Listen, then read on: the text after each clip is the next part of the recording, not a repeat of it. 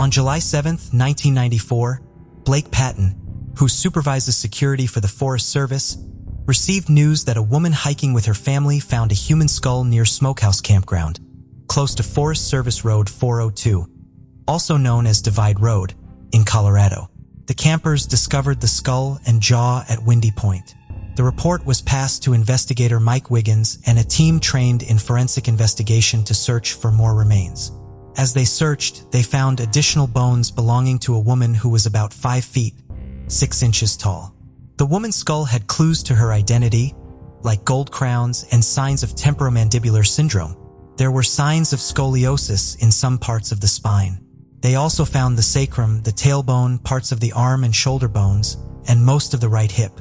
Most of the bones that were found showed signs of being chewed on by carnivores. Various things were found near the body, such as a piece of a belt and a lock of hair that suggested she was either a brunette or a redhead. Investigators thought that some of the remains might have been concealed. What was left showed no signs of injury before death. The report from the autopsy said that a lot of the bones were still missing. Agreed in September 1994 that the woman was at least 35 and possibly over 40, based on how her bones and teeth looked. Her face looked like it belonged to a Caucasian woman. Pickering even found grooves that pointed to a receding gum line, which could have been caused by using a toothpick at the time. He also found damage from carnivores, in the form of pieces being broken off, cracks, and chewing. Pickering said that the person died within a year of when they were found. He told them, "From what I understand, these bones were found on the ground, so it would have started to break down and be eaten by carnivores almost right away." The ID was the most important thing he couldn't figure out. William Rodriguez, who worked as a forensic anthropologist for the Armed Forces Institute of Pathology in 1995, couldn't figure it out either. At the time, Canfield was the forensic pathologist at Montrose Memorial Hospital. He asked for a reconstruction of the face. William Rodriguez did the reconstruction and sent it back to Montrose with the bones and what little information he could get from them. He said that they didn't find any clues that would help with the investigation. They hoped facial reconstruction would help find the person who did this. But in reality, it did not do much. The investigators did their best, but they didn't find anything in the end. The detectives didn't give up hope as they kept working on the case and looking for new clues. But over time, no one could do anything about the case, and it became known as the Windy Point Jane Doe case. Investigators were still doing their best, but just like in the beginning, when they added the victim's DNA to the combined DNA index system, they found nothing. DNA science and technology kept getting better and better. Canfield sent bone, dry tissue, and hair fragments to the CBI to see if they could be used to make a DNA profile. However, he said in 2008 that he had nothing that could be used to compare the samples to identify the dead person. As the years went by, Canfield and the police asked the public repeatedly for any clue, no matter how small, that could lead to the Windy Point Jane being identified.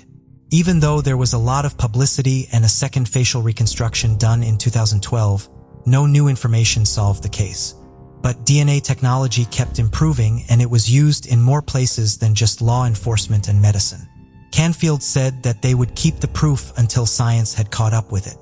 Before that, people who wanted to discover their possible ancestry could send a DNA sample to a business that did genealogy research.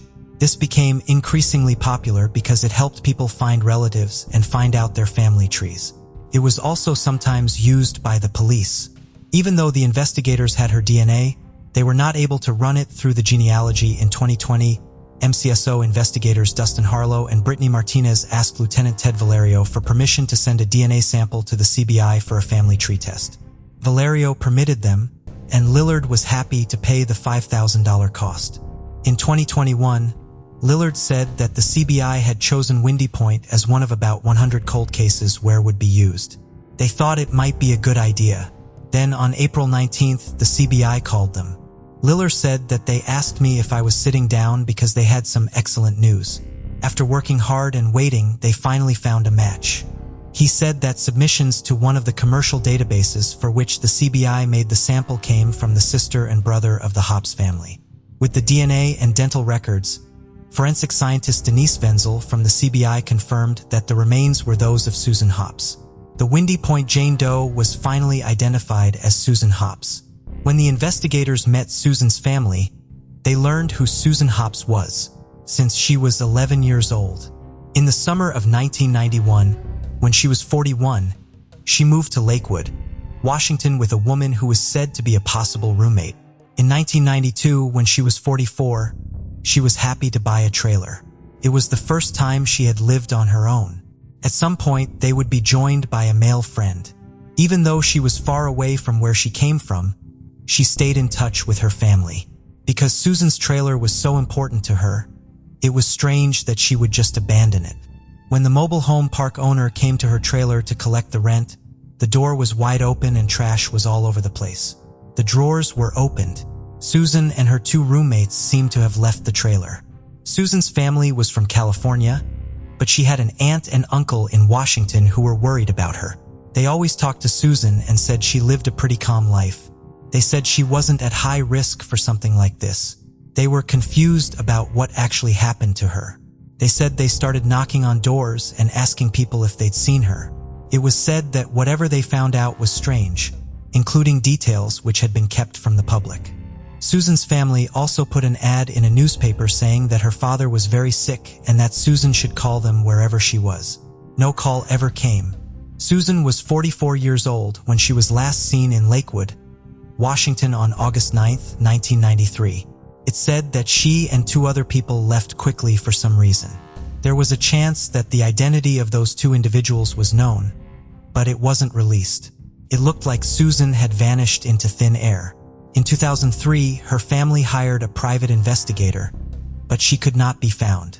Amy Johnson was the private investigator who had been looking for her, and when Susan's brother or sister's DNA was finally found, she was notified.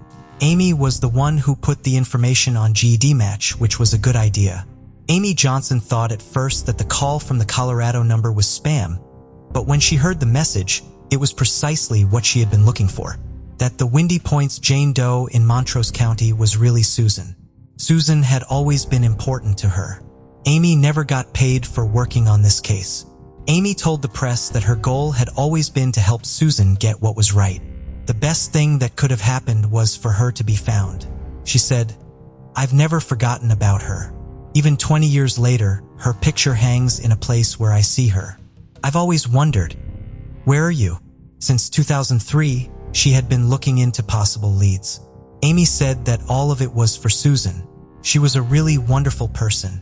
She fell in with the wrong crowd. No one wanted a member of their family to be found on a hillside. This woman was kind and didn't deserve what happened to her.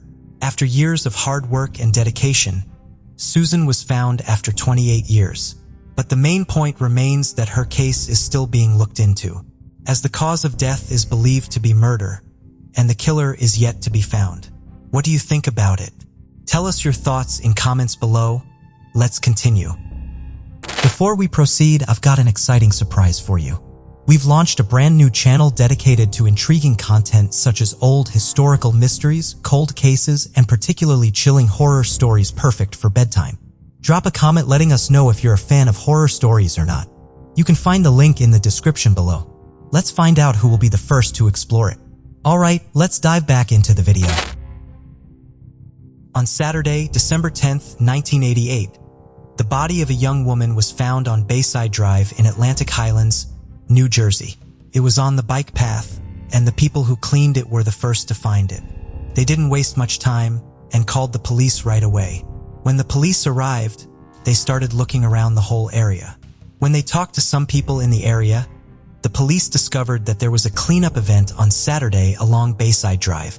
After the investigation was over, the police found a skeleton and some pieces of clothes and shoes, but they didn't know who the bones belonged to.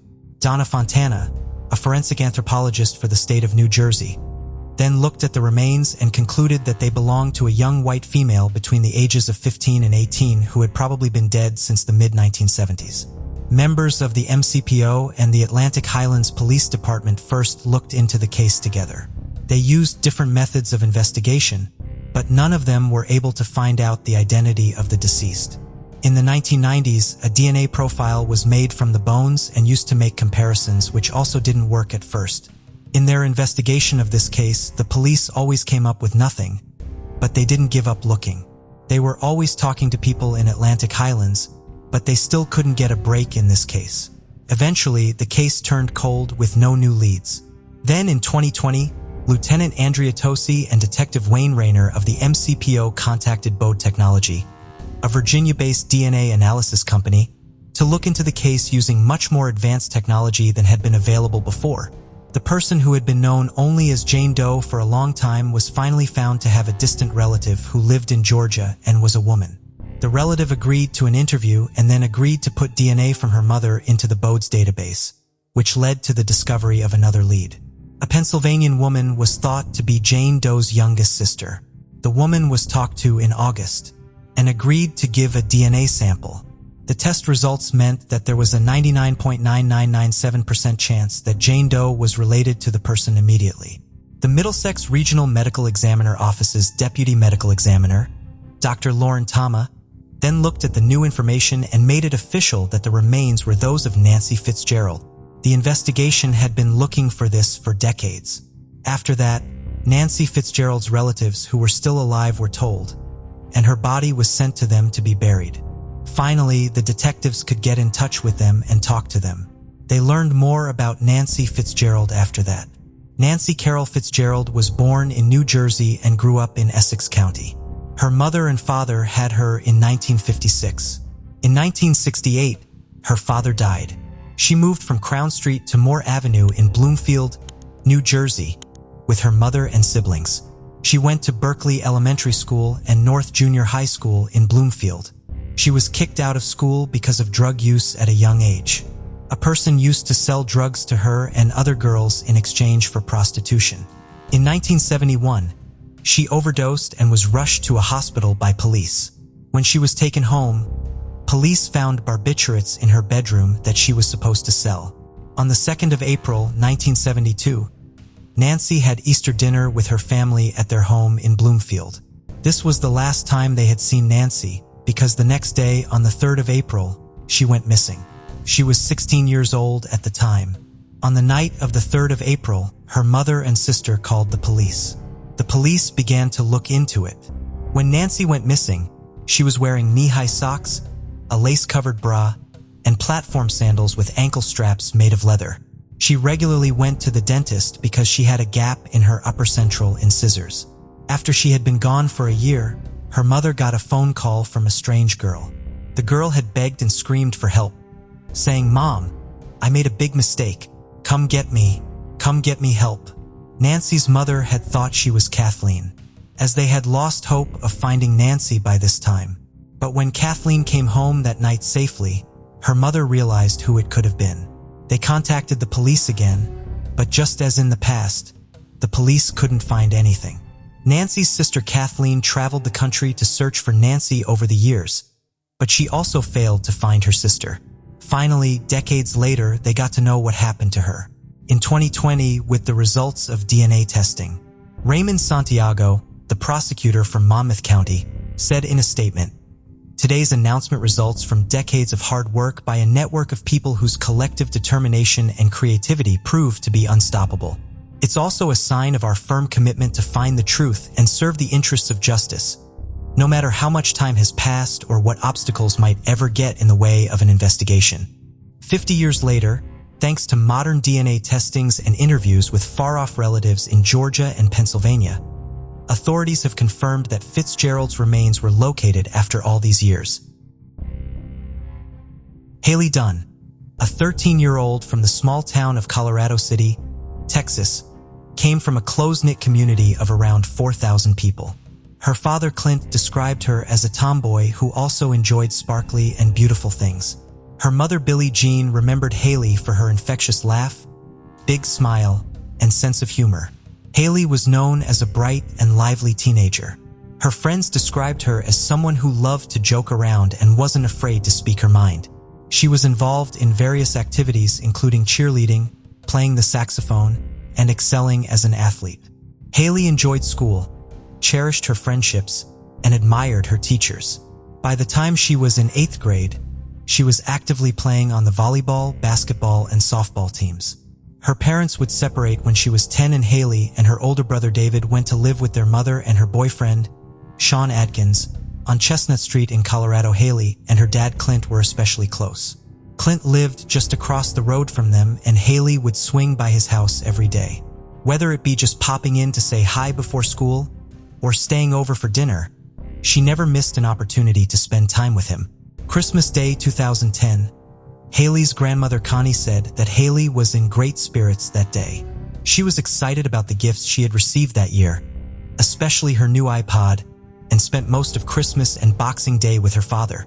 During the evening on Boxing Day, David, Haley's 16-year-old brother, went to a friend's house for a sleepover. Haley stayed at home and played video games into the night. The following morning, December 27th, Sean left for work at 5:30 a.m. Billie Jean also left about an hour later to start a 12-hour shift. She said she checked in on Haley, who was sound asleep in her bed. Everything appeared to be fine. Billie said that Haley would be home alone all day, as she and Sean would be out at work, and she assumed that when Haley got up, she would simply head over to her dad's house as she normally would. Billie also left her cell phone at home so the children could use it if they needed to. Sean arrived at his job in Snyder at around 6 a.m. He then said he got into a bad fight with his boss 10 minutes after he arrived and ended up quitting on the spot, before heading to his mother's house in Big Spring, and then to Colorado City just before 3 p.m.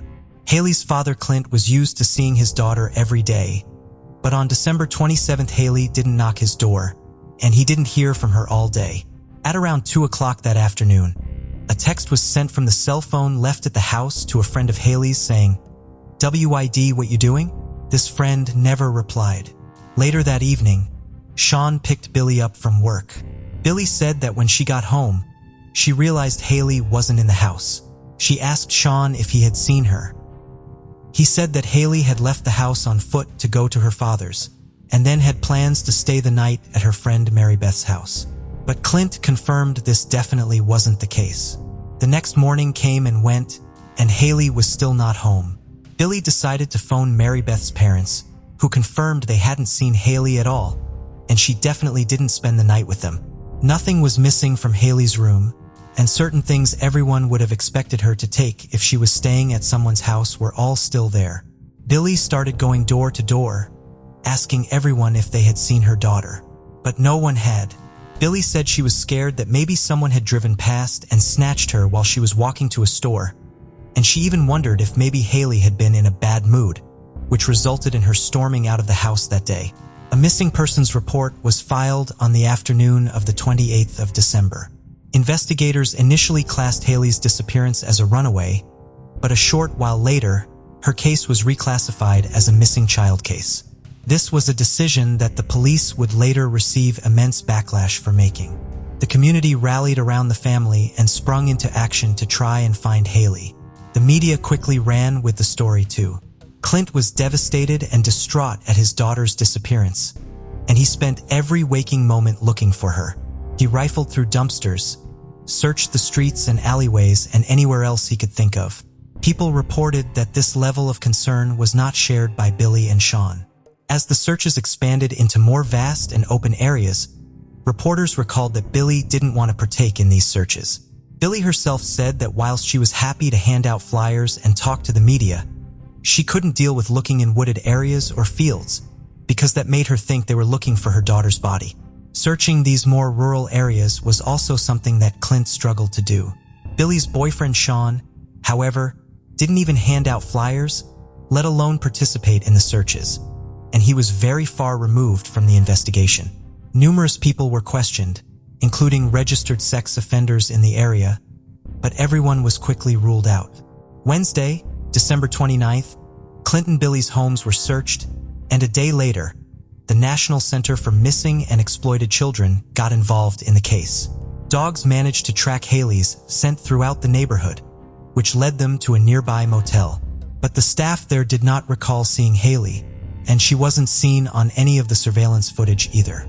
A thorough search of all 24 suites in the building failed to produce any evidence that Haley had ever been there. Billie and Sean threw a New Year's Eve party on the 31st, just 4 days after Haley was reported missing, and many people were confused at the timing of this. Billy said she didn't even realize it was New Year's Eve, and that the reason that family and friends came over was to support her. But Clint had a different take. He said that he stood on his porch with binoculars looking for his daughter, watching Billy and Sean party into the night. "I don't see how you can just celebrate the new year when your daughter is missing," he said. "That should be the last thing on your mind."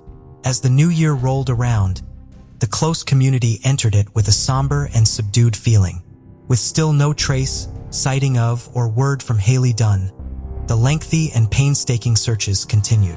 On January 4th, 2011, Texas Rangers and the FBI came on board to look into Haley's disappearance. More than 100 billboards featuring Haley's picture and information were set up throughout Texas and other states. Haley's case gained even more attention when Nancy Grace reported on it and interviewed Billie Jean Dunn. This took the case to a new national level. The following day, January 5th, Billy asked Sean to leave the home. This was not an uncommon thing, as the pair frequently rolled, often making up a few days later. But as the investigation was now deepening, more about Haley's home life started to come out. Reporters said that although her home life appeared to be simple and carefree from the outside, behind closed doors, it was far more complex and difficult for the 13-year-old and her brother. One reporter said, "We got word about a lot of alcohol, a lot of partying from her mother, and so you get the sense that maybe home life was a little harder than what they let on." Billie Jean Dunn and Sean Atkins had been on the police's radar long before Haley disappeared. Around 10 months before Haley was last seen, calls were made to police regarding a domestic disturbance between Billy and Sean. The pair both called the police to report each other, and when officers arrived at the house, the couple were argumentative and combative. Shortly after this, as was very common, Billy and Sean patched things up, and Sean moved back into the home. Billy herself said that Haley didn't see Sean as a stepdad or father figure, and they were more friends than anything else. But according to others close to Haley, she did not like Sean at all and felt afraid of him. She told her grandmother Connie that she would often see Sean's shadow in the middle of the night outside her bedroom door, and she was terrified that he would enter her room as she slept. Detectives asked Billy and Sean to undertake polygraph tests. They both had to retake the tests due to being under the influence of narcotics at the time of the first one. But Billy said this was simply an anti-anxiety medication that had been prescribed to her by her doctor. Sean Atkins walked out of the test at least twice, and on the third attempt he only completed stage 1. He said he felt it had become a witch hunt and they were trying to force him into admitting to something he hadn't done. But he did give the detective something. When he was asked about where he thought Haley might be, Sean responded in Scurry County. When asked who the police should be looking at as suspects, he simply replied, "Both of us." The test did show these two answers were truthful, but he refused to explain any further before walking out again and not completing stage 2. The results of Billy's second polygraph test and stage 1 of Sean's both showed that deception was indicated on several questions. Over the coming months, vigils and searches continued throughout Colorado City, but the volunteers were often hindered for weeks at a time due to the freezing temperatures. Colorado City Police then held a press conference. They said they were now investigating the case as if Haley was under duress or deceased. Early into the investigation, cell phone and bank records belonging to both Sean Atkins and Billie Jean Dunn were analyzed. Sean's previous place of work was also looked at. It turned out that Sean hadn't been fired from his job after all. His boss told investigators that Sean turned up for work at 6 a.m. on December 27th and bought a drink before handing in his uniform and quitting on the spot. And at 6:10 he drove away. Sean later admitted he had lied about being fired to try and avoid an argument with Billie Jean. Sean told detectives that he went straight from Snyder to his mother's house in Big Spring to use her computer to sign on to unemployment benefits. But cell phone records showed this was simply not possible. Between 6:35 and 6:56 a.m., Sean's phone pinged off of a tower in Colorado City, which was almost 50 miles away from Big Spring. The data did put him in Big Spring, but not until between the hours of 9:38 a.m. and 2:40 p.m. More cell phone tower pings also put Sean in the area of Scurry County that day. Sean told police that after visiting his mother's house, He was back in Colorado City by 3 p.m. and saw and spoke to Haley for the last time at 3:15 before she left to go to her father's. However, more mobile data confirmed that Sean was still in Big Spring at 2:40 p.m., which would have left him with just a 20-minute window to make a 40-mile drive. David, Haley's brother, said when he returned home on December 27th at around 4 p.m., he found the door was locked. He managed to enter the home through a window. David found Sean standing in the hallway, looking like a deer in headlights. In an affidavit, Haley's uncle recalled a conversation he had with Sean regarding her disappearance. Her uncle said he couldn't believe anyone would ever want to hurt a child. Sean replied, "It's like killing a deer." Bank records showed that after Sean picked up Billy from work at around 6 p.m., the couple stopped at 2 ATM machines, where Billy withdrew a total of $140. Billy originally told the police that the money was withdrawn to buy groceries and gas, but investigators later realized the pair used the money to buy narcotics. Concerned that Sean and Billy were potentially using narcotics inside the family home around children, detectives wanted to take a much closer look inside the house. Following this, detectives found that Billy and Sean had printed hundreds of articles found online, all of which profiled and talked about serial killers, sexual sadism, and family member murders. But Billy said this was just something they were interested in, and that plenty of people were into true crime. On January 12, 2011, it was revealed that Sean was now officially being considered a person of interest in the case. He, however, denied any involvement. David was then removed from the home by Child Protective Services. On February 24th, authorities made a shocking find. Over 100,000 images of child pornography on a memory stick were found in Billy's home and on a computer in Sean's mother's house. A laptop was also seized and held at the station. Haley's father Clint said that Sean's stepfather went to the police station demanding the laptop be returned to Sean, which it was. Arrests were not made regarding these findings, however, but it was presented to a grand jury. Sheriff Toombs said of this, "You have more than one person in the home in each case, so you have to make sure and verify who is going to be the one responsible." On March 17, 2011, authorities went to Billy and Sean's home to talk to Sean. Billy said he wasn't there, but when officers entered the home using a warrant, they found he was hiding inside the house. Billy was then arrested and charged with lying to the police. In June 2011, Billie Jean Dunn was sentenced to a suspended 90-day jail term and a year's probation for lying about Sean's whereabouts. Billie served her probation over 250 miles away in Travis County, where she had moved with Sean.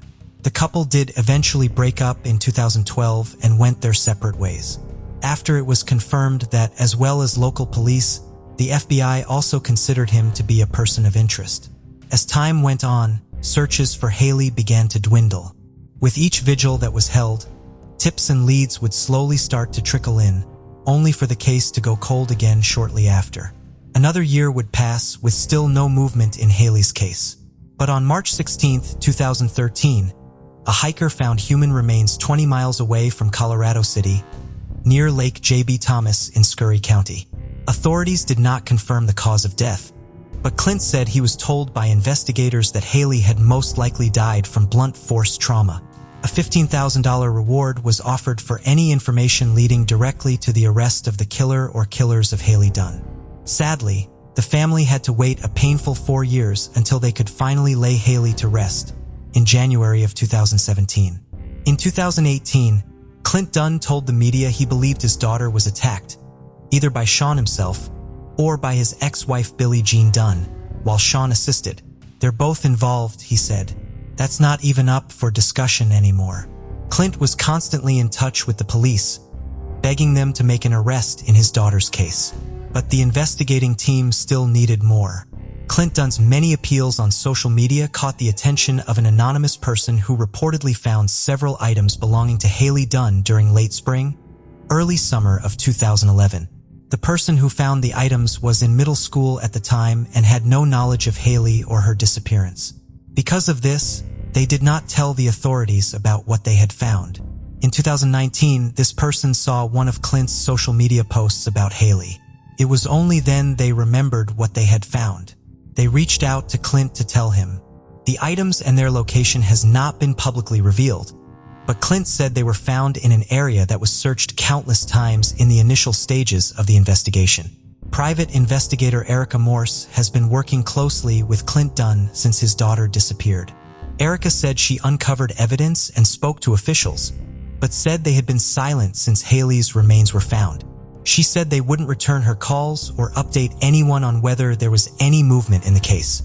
In October 2019, Erica said she began receiving messages from women in and around West Texas who were being harassed online by a man going by the name of Casey. Knowing this was Sean Atkins' middle name, she asked them to send the videos and photos to her that he had sent to them. These confirmed that it was him. On October 28, 2019, Erica accompanied one of the women that was being harassed by him to the police department to make a report. But they were turned away by an officer who accused the victim of fabricating the story. This pushed Erica to pen an open letter, urging that if Sean wasn't arrested soon, more victims would undoubtedly follow. But 2 more years would pass and it wouldn't be until 2021, where the case would take a big turn. In May 2021, Erica did hear back from the Mitchell County District Attorney, and they requested a meeting with her and Clint. Erica said, "During that meeting, we were assured that during the month of June, Haley's killer would be arrested." And with this, more than a decade after Haley Dunn was reported missing, and 7 years after her remains were found, an arrest was finally made. District Attorney Ricky Thompson consulted with the Texas Rangers Unsolved Crimes Investigation Program regarding the case. The Texas Rangers then obtained a search warrant to get a sample of Sean's DNA. On June 13, 2021, a warrant was issued and Sean Casey Atkins was arrested and charged with the murder of Haley Dunn. Billy Dunn said, "I'm not really shocked at the news that it was Sean. Of course you would have hoped it wasn't him because I stayed with him after she left, after Haley went missing, but I'm not surprised, and I thank God that person has been apprehended and is going to pay for what he did here on Earth." Sean Atkins is currently being held on a $2 million bond, and as of July 2021, he has not yet entered a plea. Following Sean's arrest, Erica Morse referred to Haley's dad Clint as the driving force in the case, and said that he was a template for every parent who wants to find justice for their child. Clint said, "This case is still ongoing. The family hopes that this will see that justice for Haley Dunn is finally served." Before we continue, 90% of you haven't subscribed to our channel, so if you like this video, please subscribe. It motivates us to make more content for you. Okay, let's continue. Philip Peters was born in 1869, and he married Helen Peters, who was born in 1872, during the 1890s. By 1941, they had been living together for over 4 decades in a small brick home at 3335 West Moncrief Place in Denver, Colorado. Philip worked as an auditor at the Denver station for the Denver and Rio Grande Railway from 1891 until his retirement in 1930. They had one adult child, Philip Peters Jr., who was married and lived in Grand Junction, Colorado. Both Helen and Philip shared a passion for music. Philip played the mandolin and was involved in a local Denver group for guitar and mandolin players, where they organized concerts and practiced together. One could say that the couple led a pleasant, quiet, and modest life. Helen Peters fractured her hip in September 1941, and she had to stay in the hospital while recovering, leaving 71-year-old Philip at home alone. He visited his wife in the hospital every day, and his neighbors kept an eye on him, assisting him around the house and inviting him over for breakfast and dinner. His neighbors from across the street on Friday, October 17th. Peter was late on this occasion, which was unusual for him. Mrs. Ross then crossed the street to see what was delaying Peter and to make sure that everything was all right with him. When she went to the front door and saw there were no lights on inside the house, she grew worried. She knocked at the front door but got no response. She thought about breaking in, but she didn't want to do it alone. Suddenly, she saw her neighbor, Doris Burke. She immediately asked for her assistance in getting access to the house and suggested entering through the backyard. The two then climbed over the fence at the back to unlock the door. As Mrs. Ross entered the home and turned on the kitchen light, she discovered a horrifying scene. She saw gory streaks on the ground and shrieked at the sight of blood splattered up the walls. She peeked through the doorway into the front room of the house, but Philip was nowhere to be seen. When she entered the bedroom, Philip Peters was lying face down in front of her. Doris, who had also entered with her, was shocked at the horrifying scene. Both ladies were in a state of shock, but they soon called the other neighbors for help. Then they finally contacted the Denver Police Department to report the murder. Captain James E. Childers, along with 3 patrol cars, arrived on the scene within a few minutes. They first took a look around the property to see if there were any clues that could help them find the murderer. Philip Peters had been struck 37 times with a blunt weapon, leaving blood splattered on the walls of the kitchen, living room, and bedroom where his body lay. Many of his wounds were lacerations to his forearms, indicating that he defended himself against an attacker as best he could. There was a shattered walking stick on the floor near the body, indicating that he had attempted to fight back. During the search, as authorities attempted to piece together a picture of the crime, they got rather perplexed due to a lack of information, particularly on the house's entry points. The neighbors were only able to enter the house through the back door, as all other windows and doors were shut and showed no signs of forced entry. A small 8 by 15-inch fault panel was found in a closet in the back wall of an upstairs storage room, but it couldn't be opened, even though they tried many times.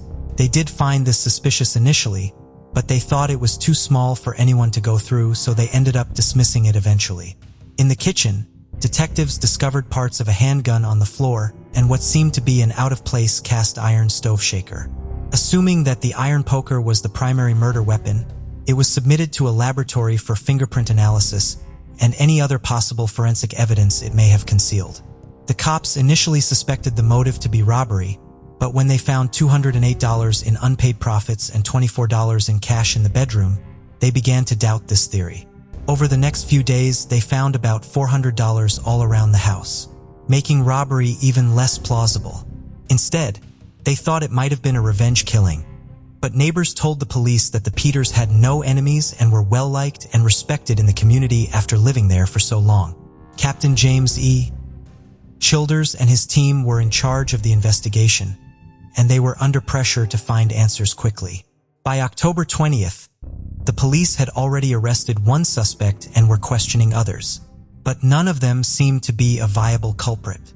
The first suspect was arrested by Weld County Sheriff Gus Anderson. The man had a record of robbery and breaking and entering. At the time, he had suddenly been seen wearing a high-quality dark blue coat that stood out from the rest of his clothing. But when detectives checked if Peters' jacket collection had something similar to it, they realized it didn't.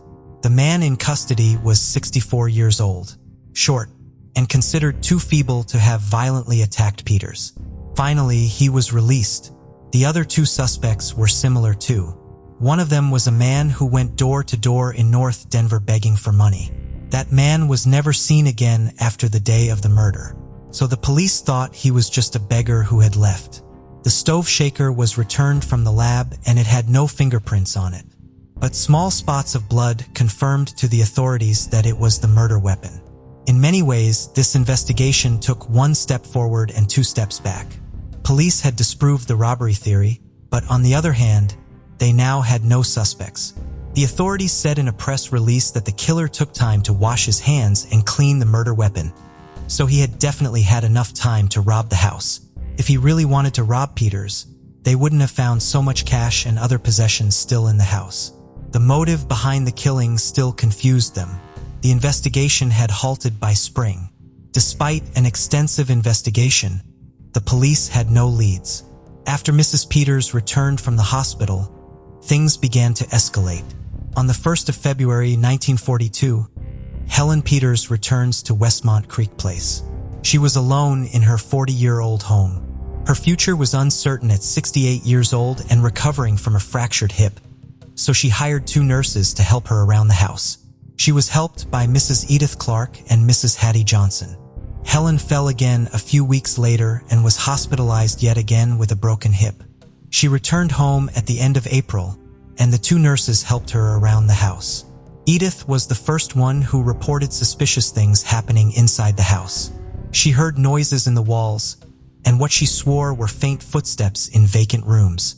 Newspapers were missing from the front porch that she had seen earlier, and Mrs. Peters' food trays were moved or rearranged when she maintained she hadn't touched them. Edith wasn't alone in noticing oddities. Mrs. Peters was hard of hearing, but Hattie Johnson, who had nighttime fright, could hear disturbances. Both nurses heard strange sounds on the regular. Mrs. Peters began to suspect that something was off in her home after learning of the nurses' accusations. One day, Edith Clark contacted the police after seeing a person in the stairwell. She also heard tapping sounds coming from over there. She had heard it previously as well, but had believed it was a woodpecker. But this time she went into the kitchen and then to the upstairs stairwell door as it slowly opened. She saw a foot and a thin white hand appear at the door. She screamed in fear as the man ran up the stairs. Despite searching the property, the officers found nothing. 2 police officers stayed in the house for 48 hours and found no evidence of an intruder. Edith Clark resigned after this incident. Within 2 weeks, Hattie Johnson also departed the house, telling the press she wouldn't stay at a haunted house. In May 1941, Mrs. Peters' son, Philip Jr., visited her and tried to convince her to move to Grand Junction. After her nurse's sudden resignations, she moved in with her son and his wife in June 1941. She stopped house utilities and left the home for the police to investigate. 3-3-3-5 West Moncrief Place that had been Peter and Helen Phillips' home for so many years was now empty. But the strange occurrences continued after she left. Neighbors noticed the windows' blinds moving. They were lowered and opened at times during the day. People took notice of strange activities, and police received multiple complaints of a shadow walking around at night. Police eagerly responded to calls but found just vacant rooms. 2 officers stood guard outside the house for 5 days, but it was uneventful. The stakeout ended on the 5th day, and they returned to the station with no new information. With Mrs. Peters gone, the patrol checked the property every day, sometimes following up on reports of movement in the windows, and sometimes merely as a matter of habit. The press quickly picked up on the house's peculiar happenings and began referring to the killing as a ghost slaying. The Peters house was now the ghost house of Denver. It stayed in the news for a very long time. The townspeople thought this was just the press making up a headline to sell a story. But the police were investigating a very real mystery. No one had seen or heard the killer. How was Peter slain in a closed house with no forced entry? The investigation was also quickly losing steam as they had no leads and no suspects. On July 30th, 1942, Detectives Roy Bloxam and William Jackson were patrolling West Moncrief. They parked in front of the deserted house, as had become customary by this point, and went inside to conduct their routine room searches. This time, however, they both picked up a faint sound coming from upstairs. The 2 men hurriedly climbed the stairs, ran into the bedroom, and entered the tiny back storage space. A pair of legs were climbing up into a small opening in the back of a closet, giving them just enough of a start to frighten them for a brief second. A pale, malnourished man was hauled out by them after they grabbed the dangling feet. He disliked the sunlight, was the color of a mushroom, and behaved like a spider that scurries for darkness when caught hiding under a stone. He was beetle-browed, wide-eyed, and pale as a ghost. String and rope were all that kept his rotting garments from falling apart. They did not try to fire after seeing the condition he was in. The man identified himself as Matthew Cornish and said he had moved to Denver in 1941 from Tonawanda City in New York, where he had worked as an advertiser. Detective Bloxam and Jackson then took him to the station.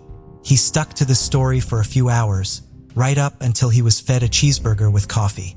Then, after giving in, he revealed his real identity to be Theodore Edward Cony's, and that led to his acquaintance with and subsequent murder of Philip Peters. On November 2, 1882, Theodore Edward Cony's was born in Petersburg, Maynard County, Illinois. His father, Thomas Cony's, a Canadian immigrant, owned and operated a local hardware store. Isabella, Theodore's mother, was a homemaker. They lived happily as a family until Cony's father died in 1888. It was a huge shock for his mother, who moved to Beloit, Wisconsin, with her young child. When Theodore was diagnosed with tuberculosis several years later, his life got even more difficult. He had been an ill youngster for a long time, scared of losing her only family. His mother, Isabella, spoiled her son. He enjoyed sports and aspired to play baseball, but his mother pushed him towards the softer, less physically demanding career of music. While the neighborhood lad swung bats on the school field, he sat at home, wrapped in his overbearing mother's protective blanket, learning to play the mandolin. The physicians had given him the gloomy prognosis that he would not live to reach his 18th birthday, so he dropped out of high school. Isabella Cony's relocated to Denver, where she worked as a housekeeper, and Theodore resumed his music, with a large quantity of money left over from her husband's death. Unfortunately, not long after they arrived, she was duped by a con artist who convinced her to invest her husband's fortune and securities before stealing every last penny. The family was shattered as a result, and Theodore got a part-time job to help put food on the table, but it was a dismal living. Isabella Cony's died in 1911, leaving Theodore both broken and alone. Theodore met Philip and Helen Peters through music. Philip and Theodore were both members of the same mandolin club. The couple noticed his difficulties coping after his mother's death and befriended him, frequently inviting him for dinner and offering him company. One of his friends introduced Theodore to the Denver Gas and Electric Company, where he began as a pipefitter helper and swiftly advanced to the position of a pipefitter himself. He and his friend were doing well in this job, but they formulated a plan to become advertising men and quit the pipefitting game to start their own firm. Theodore Cony was the company's public face while his partner was the operations brains. Unfortunately, neither side fared well in their responsibilities and they quickly went bankrupt, leaving Denver and traveling across many states, working at various jobs such as insurance and advertising sales. Nonetheless, after battling it out, he eventually began to gradually drift away from society. In 1917, he sought to develop cheap gasoline leases in Texas, but failed again, leading him to become a full-time wanderer and drifter. When he eventually made his way back, it was far from triumphant. He was nothing more than a homeless beggar, and his first stop would be at his old friend's place, the Peters. He hadn't seen them in nearly 30 years, but he knew he could always ask for dinner. After all, they'd been so welcoming to him over the years. In September 1941, Theodore Cony, who was nearly 59 years old at the time, arrived at 3335 West Moncrief Place just in time to watch Philip Peters leave with a neighbor.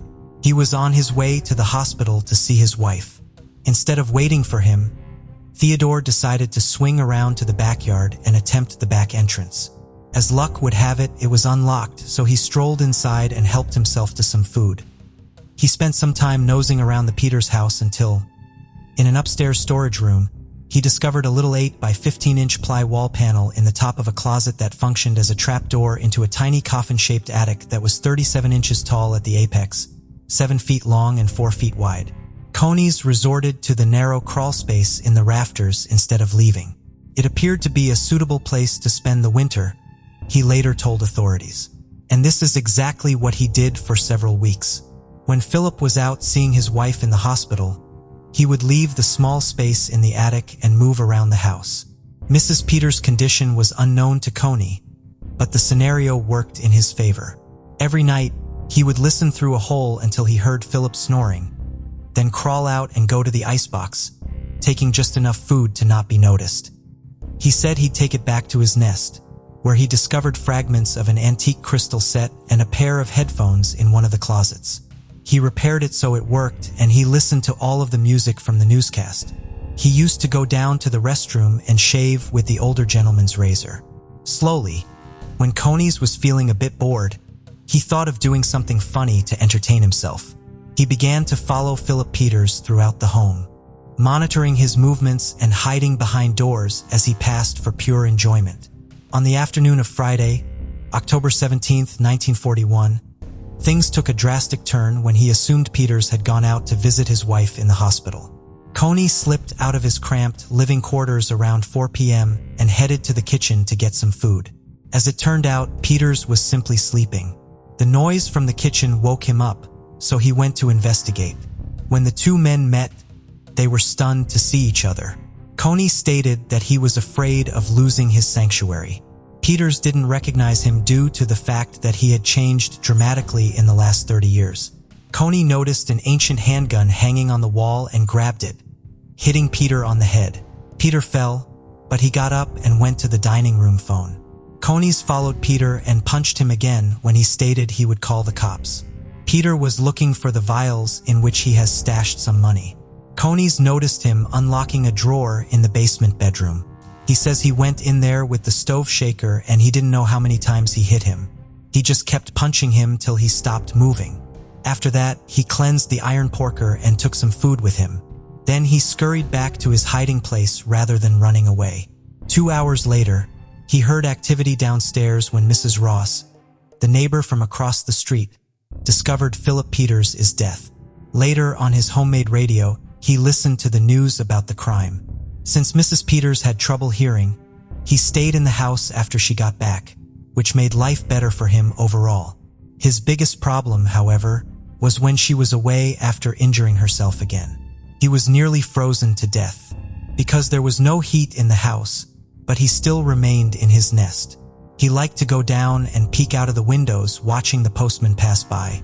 He stated that no one had written to him in the last 25 years. He despised people on the street and would retreat to the attic whenever he saw them. When the townspeople witnessed blinds moving, papers being removed from the porch, or movements in the windows, Theodore Cony's unwittingly became the ghost of the Denver ghost slaying. Most people would have left the house with constant patrols checking the home, but Cony's felt different. He'd been in the attic for about 10 months and did not want to leave. The following day, weird stories of the ghost slayer who had lived as a spider in the walls were all over the front pages of the neighborhood newspapers. The press was informed of everything by Captain Childers. Cony's told the police that he was sitting on the little false trapdoor when they first found it inside the home on October 17, 1941, and that he had held it shut with his body weight as they knocked on it before they dismissed it, thinking it was too small for a person to fit through. And in a news interview he gave on August 2, 1942, he continued to offer a very detailed account of his existence in the attic of the Peters. In that attic, it was freezing cold in the dead of winter and excruciatingly hot in the summer, but that was all part of the price he was willing to pay. He had only once left the home throughout the 10 months he had spent living in this cramped attic area, and that was in the middle of the night after Mrs. Peters had departed and the utilities were turned off. He used a toy shovel to gather some snow to fill a bucket with water. He stated that everything would have been okay and Philip Peters would still be alive today if he hadn't been caught robbing the icebox. He was 6 feet tall, but barely weighed 75 pounds when he was taken into custody. Police searched the residence where Cony's had been residing after hearing his confession, and one of them reported being knocked out by the foul odor. According to Detective Fred Sarnoff, a guy would need to be a spider to survive up there for very long. In relation to first-degree murder, Theodore Cony's entered a not guilty plea. Foster Klein, the court-appointed attorney who represented him, said that while Cony's would not contest killing Peters, he sought to avoid the death penalty. This had been demanded by the prosecution from the beginning, but Klein was optimistic because the crime had not been planned and because of Cony's mental state at the time of assault. The actual trial took place over the course of 6 days at the end of October 1942. This was because Cony's was admitted to the hospital with pneumonia on September 21, 1942, and the original trial had to be postponed. Cony's got a psychiatric evaluation while he was being held in jail pending trial, and the results showed that he was fit to stand trial. Klein, however, pleaded with the judge to order an impartial investigation to gather proof that might spare him the death penalty. Cony's had to undergo a second examination after the request was granted, and the results were provided to the judge. Cony's was then referred to see Dr. Leo Tapley. Cony's was found once more to be in good enough condition to be tried in court. The county maintained its composure in the courtrooms throughout the trial, which was largely free of drama and theatrics. The jury was given 90 minutes to deliberate before returning its judgment on Halloween in 1942. Cony's was given a life sentence at the Colorado State Penitentiary with hard labor, and he escaped the death penalty. After the decision was announced, Cony looked at Foster Klein and said, "I now feel secure. I'll live in a better house than I have in a long time. The Associated Press selected the now officially known Ghost Man murder as Colorado's top news story for 1942 on January 1, 1943. After finding his nest in the attic, Cony's earns the nickname the Spider-Man of Denver. Additionally, it took some time for him to lose his reputation as the ghost slayer in the media. In the end, Cony's passed away on May 16, 1967 in a prison hospital. He was 84 years old when he passed away, and he was cremated and buried in Mountain Vale Memorial Park in Cannon City, Colorado, in an unmarked grave. Carol and Reggie Sumner first met in school when they were young. They had a short romance but went their separate ways after graduation. Many years later, they reconnected, fell in love, and eventually married. Reggie served in the Navy and later found work with the railroad. Carol, on the other hand, was married twice and had children from her marriages. Her first marriage ended in divorce, and her second marriage was very abusive, leading her to file a restraining order against her second husband. Tragically, despite the restraining order, one day her second husband showed up at her home, pulled out a gun, and shot her 6 times. Carol survived, but her husband was chased by police and cornered. He then pulled the trigger and shot himself. Rhonda, Carol's daughter, took care of her mother after the traumatizing ordeal. She was only 10 years old at the time, but as soon as she could, Carol got back into work, holding down multiple jobs to support her family. 40 years passed before Reggie and Carol met again. In 2000, Carol was working at a cable television company when a phone call came in. On the end of the line was none other than her high school sweetheart, Reggie. It was like nothing had changed, and the pair quickly became inseparable. A year later, they married in Carol's home. They soon made the move to Jacksonville, Florida. Reggie decided that moving there would be the best thing for his health. Carol agreed, and they began preparing for it. They sold their Chevrolet Lamina to Tiffany Cole, one of their neighbors. The Sumners were very close to Tiffany, having known her since she was a little girl, and they treated her as part of the family. When Tiffany's father became ill, the Sumners stepped in to help, and many said they supported Tiffany like she was their own granddaughter. Tiffany started making monthly payments to the Sumners for the car they had given to her. Once they moved, she would regularly drive to Florida to give them the money and spend some time with them. In early July 2005, Rhonda tried several times to get hold of her mother and stepfather, but her calls were going unanswered. It wasn't long before Rhonda decided she had to make the 4-hour journey to Jacksonville to find out what was wrong. They all spoke every day on the phone, and after almost a week with no contact, Rhonda knew this was troubling. When she reached the house, the couple were nowhere to be seen. On July 10th, Rhonda made the call to the Jacksonville Sheriff's Department to report the couple as missing. When law enforcement arrived, they noticed their car was gone and the front door was unlocked. Food was left on the stove, and plates and cutlery were left out too. It looked as if the couple had just picked up and left at a moment's notice. Carol's phone was still plugged in on charge, and her daily planner she never left without was on the table. The pair had also left their dog Mikey as well as all their medication. Carol and Reggie weren't in good health, and departing without any of their medication was a huge cause for concern. Carol had been undergoing debilitating chemotherapy for liver cancer, which stemmed from hepatitis C, something she had contracted whilst undergoing a blood transfusion after being shot by her second husband. She also suffered from diabetes and osteoporosis. Reggie also suffered badly with diabetes and osteoporosis, and due to a break in one of his legs, was virtually confined to a wheelchair. The couple also weighed very little. Everyone was alarmed, and the media quickly ran with the story to get the word out there. Detectives immediately began an investigation, which started inside the house. Financial statements had been left out, and they contacted the banks to see if anything had been withdrawn. They put out a statewide alert for the couple's missing car, and it wasn't long before they got a hit. Just 2 days later, the abandoned Lincoln Town car was found almost 50 miles away from Jacksonville. The car was unlocked, and there were no keys left in the ignition. 5 hours after the car had been found, the police received a bizarre phone call. Police began trying to locate where the call was coming from and who the number was linked to. Another line of inquiry were the bank records. These showed that the couple's card was also active and being used to withdraw money from various ATM machines. Security cameras had captured the people using the card, and the information garnered from the phone analysis told police exactly who to look at. The phone record showed that the number had been used to call a car rental company. The car that was rented matched the car that was seen on some of the CCTV at the ATM machines. The people posing as the missing couple on the phone were none other than Tiffany Cole, Carol and Reggie's old neighbor, and her boyfriend, Michael James Jackson. Through GPS and the rental of the Mazda, the police were directed to a motel in South Carolina. 2 rooms had been rented out under Tiffany's name, and there were 3 people there: Tiffany, Michael, and another man, 18-year-old Alan Lindell Wade. The trio were questioned straight away. Tiffany admitted to participating in a robbery at the Sumners' home, but she and Michael said they knew nothing about where the couple were. Tiffany then suddenly threw a 4th name into the mix: Bruce Kent Nixon. But how and why had this come to be? And where were Carol and Reggie Sumner? When police finally located Bruce Nixon, he told them a shocking and disturbing story. Carol and Reggie had said that Tiffany was always welcome in their home and told her their door was always open.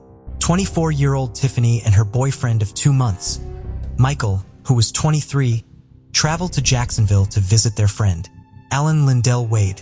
While they were there, the Sumners happily agreed to give them a place to sleep.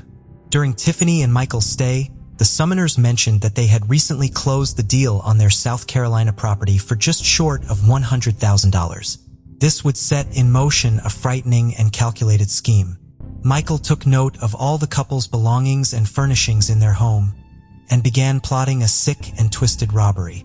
Michael considered breaking into the home while the couple were out of town, but the plan then evolved to them robbing and then killing the couple.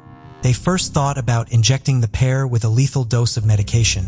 However, that idea was dismissed and they agreed on what would be an unthinkable plan. A month before the Sumners went missing, Alan rented a car to drive to Jacksonville to visit his friend, 18-year-old Bruce Kent Nixon. He told Bruce he had plans to rob someone's house, but didn't give any more details. Bruce stole some shovels from around his neighborhood. They all drove across state lines into Georgia to a remote, wooded location and dug a hole 6 foot deep and 4 foot wide, while Tiffany held the flashlight. Purchases were also made for disposable gloves, plastic wraps, duct tape, and a fake gun. On July 8th at around 10 p.m., the group of 4 left in a rental car, a Mazda RX-8, and drove to the Sumners' home. Tiffany and Michael waited in the car while Alan and Bruce knocked on the door. Carol answered. The pair said they urgently needed to borrow a phone as they were having car trouble. Carol, wanting to help, let them in straight away. As soon as they entered, they aimed the fake gun at the couple. Carol and Reggie, dressed only in their pajamas, were completely terrified and weak due to their health problems. The Sumners cooperated fully, telling the men they could take whatever they wanted as long as they didn't hurt them. Despite this, Reggie and Carol were restrained with duct tape over their eyes, mouth, hands, and feet. Alan also disabled the telephone lines. While the couple were immobile, Alan and Bruce phoned Michael, who was waiting outside. Michael then entered the home and started searching for financial statements. He also took Reggie's prized coin collection. Both Bruce and Alan forced the Sumners into the trunk of their own Lincoln Town car. After this, Michael and Alan drove the Lincoln out to the woods, to the pre-dug hole. The couple had managed to become free of the duct tape and were clutching each other tightly, holding hands and praying. Michael told Bruce to cover their eyes with the tape again, saying it was only a mind thing. He said he didn't want to see their eyes as he killed them.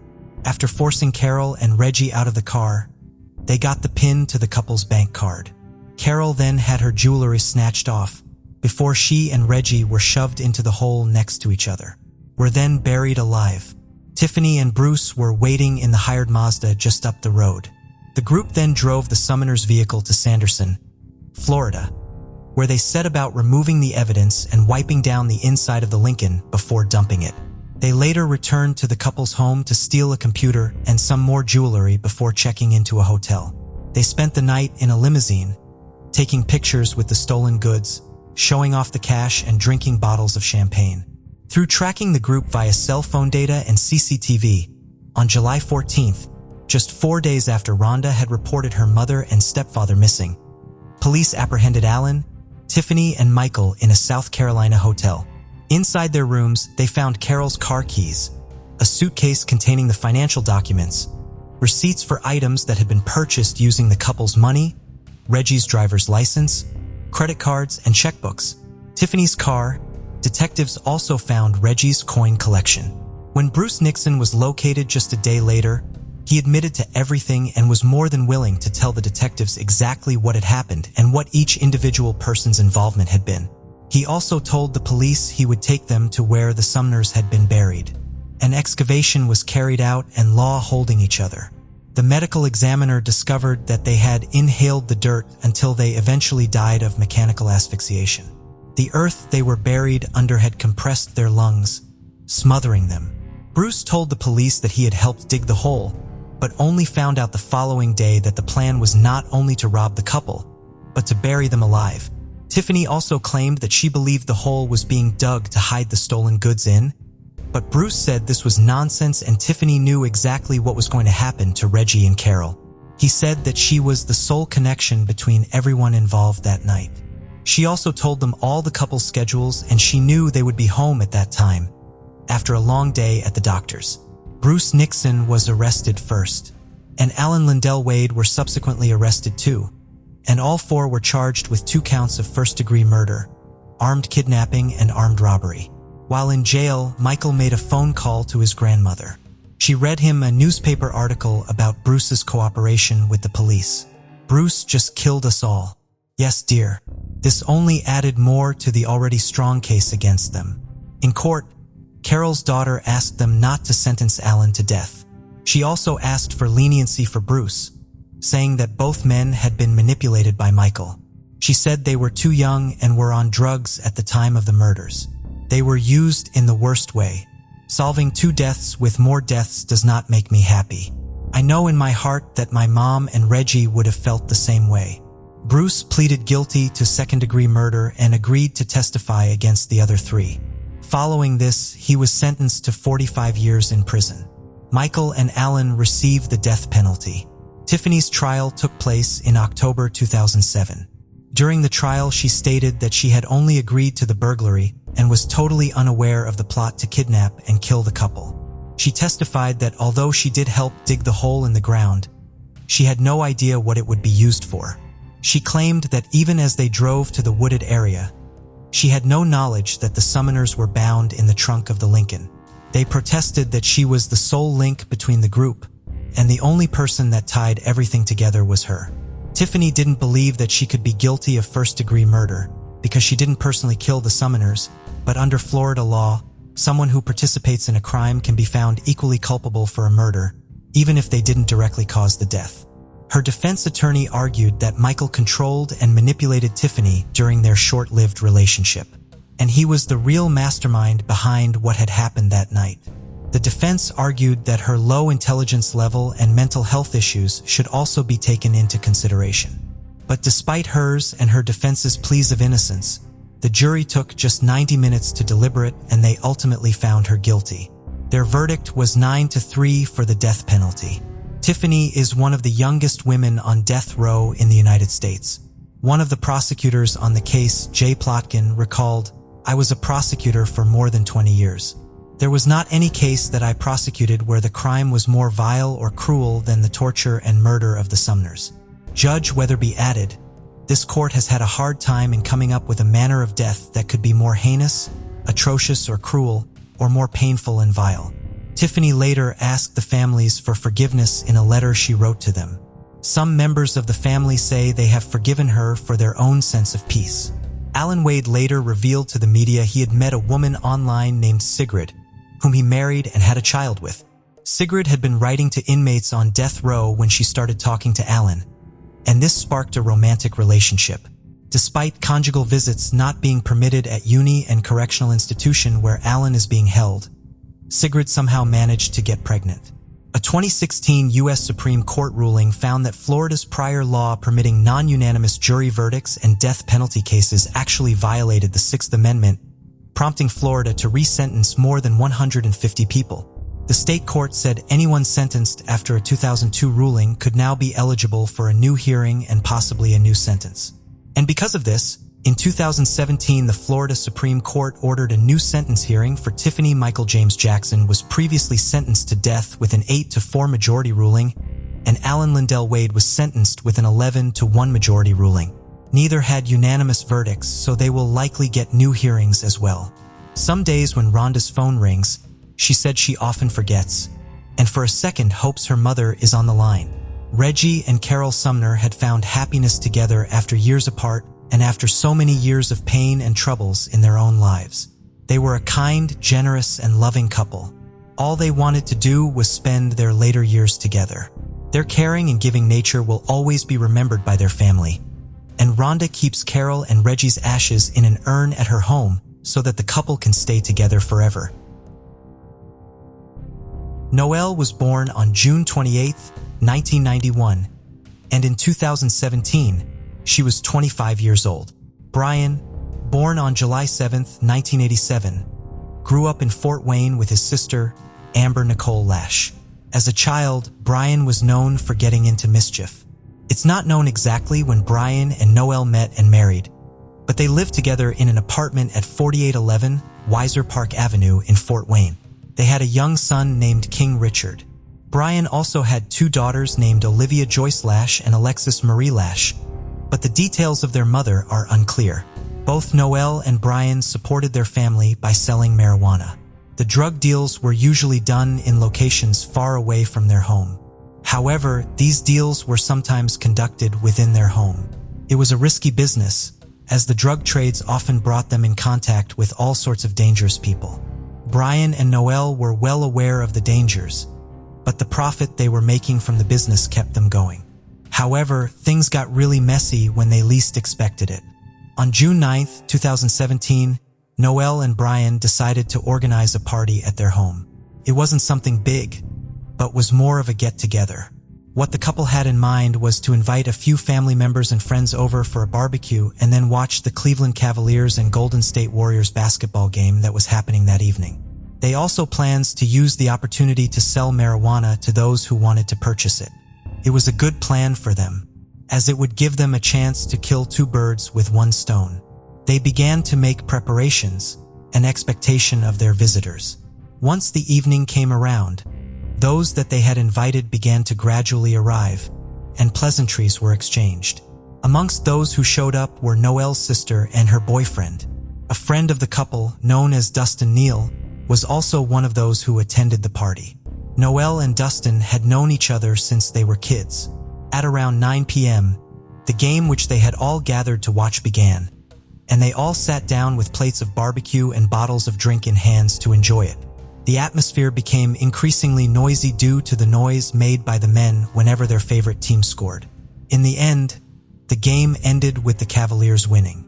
It was already late by this time, and the guests began to take their leave one after the other. Dustin also announced his departure and bade the couple goodbye. The people who remained were Noelle's sister and her boyfriend. With nothing left to do, someone suggested playing a card game, and the rest agreed to it. They all sat down to the game, and in no time were engrossed in it. Several hours went by, and it wasn't until 3 a.m. that they all decided that they had enough, then took their leave. Due to how exhausted Brian and Noelle were, they went straight to bed, telling each other that they would clean up the next morning. They had also made plans to meet up with Noelle's sister and mother for the New Haven Canals Day, an annual festival with plenty of family fun and entertainment. A few minutes before 10 a.m. on June 10, 2017, Noelle's sister and her mother, Kimberly Gomez, arrived at Brian and Noelle's home to check up on them. They had earlier called the couple's mobile phones to remind them of the plan they had made concerning the festival, but neither of them had picked up. Their thought was the two were likely tired from the previous night's party and had overslept. Noelle's sister and Kimberly knocked on the front door of the house, but got no response. It was dead silent, as well as the sound of vehicles in the distance. After knocking and calling out the couple's name to no avail, they decided to try the door and discovered that it was unlocked. They stepped into the unusually silent home and immediately knew that something was wrong. There was a faint smell in the air, but they could not immediately tell what it was. Noelle and Brian had not yet cleaned up, and this was obvious from how disorganized the living room was. There were bottles lying everywhere, as well as plates that had been used to serve barbecue to the guests the previous night. Amid the chaos, Noelle's sister noticed something odd. The about 50-inch Vizio TV that they had all watched the basketball game on the previous evening was missing. She also noticed that a video cassette recorder was nowhere in sight. A lot of things went through her mind in that instance, but none of it made any sense. She and her mother, Kimberly, made their way to the couple's bedroom, and that was when they saw the blood. The faint smell they had perceived upon entering the house was blood, and as they moved closer to the bedroom, it became stronger. At that point, their anxiety had doubled because they knew that something really bad had happened. When they opened the bedroom door, the blood was even more than they anticipated. On the bed were both Brian and Noelle. They were covered in blood, and it was obvious that they were both dead. They both had what looked like stab wounds all over their body, but it seemed as if Noelle had it the worst. There were empty, bloody holes in the place where her eyes should have been. Upon seeing the gory scene that looked like something out of a horror movie, Noelle and her mother simultaneously gasped in shock and screamed. They couldn't believe what was before their eyes. It was all too much to take.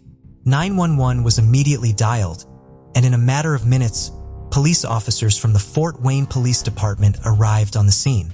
They immediately secured the area and began to do a thorough sweep of the house in the hallway between the bedroom and kitchen.